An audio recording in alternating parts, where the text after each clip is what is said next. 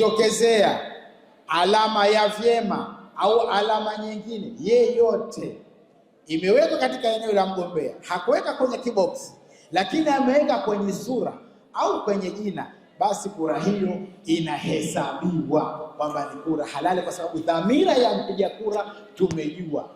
Kwanza tuwashukuru Tume ya Uchaguzi kwa kuja kutupatia elimu siku ya jana, hasa katika suala la uchaguzi mkuu.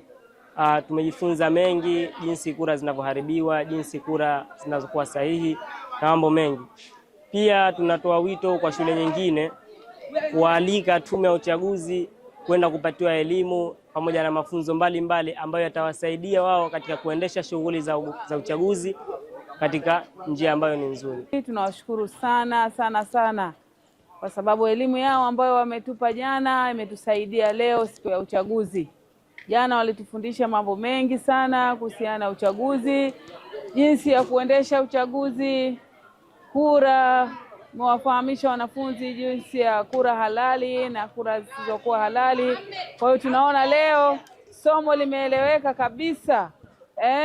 Hakuna kura nyingi ambazo zilizoharibika, kura nyingi hasa wale wanafunzi wa form 1, form 2, form 3, hata form 4 na form 6. Hakuna kura zilizoharibika nyingi, kura 2 tu ndo zilizoharibika. Kwa hiyo tunashukuru sana wenzetu wa Tume ya Uchaguzi. Uchaguzi umeenda vizuri sana kutokana na elimu yao ambayo wametupa. Ya kufanya uchaguzi jana walikuja tume ambao wametupa mafunzo mbalimbali kuhusu mambo vipi kura zinaharibika, vipi kura zinakuwa halali. Kwa hiyo mimi natoa wito kwa wanafunzi kwamba wapige kura za halali, wapige kura kwa kiongozi ambaye wanamtaka, wala wasije karibu kura. Na pia natoa wito kwa skuli zingine wakaribishe tume. Mafunzo haya yanatusaidia katika uchaguzi wa skuli, na sio katika uchaguzi wa skuli tu, hata tukienda uraiani huko baadaye, tukishafikia umri wa kufanya uchaguzi, basi mafunzo haya yatatusaidia kutupa maelezo vipi namna tunaweza kufanya uchaguzi na vipi tunaweza kumchagua rais aliye sahihi. Jana tulipokea ugeni kutoka Tume ya Uchaguzi ya Zanzibar, na walikuja kutupa elimu kuhusu uendeshaji wa uchaguzi katika shule ya sekondari ya Lumumba.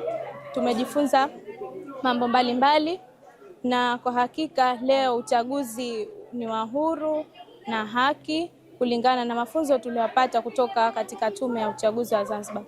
Hivyo basi natoa wito kwa wanafunzi wenzangu kuja kupiga kura kwa haki na kuchagua kiongozi wa kuiongoza shule ya sekondari ya Lumumba kwa uadilifu na haki kulingana na mafunzo tuliyopata kutoka Tume ya Uchaguzi ya Zanzibar. Asanteni sana.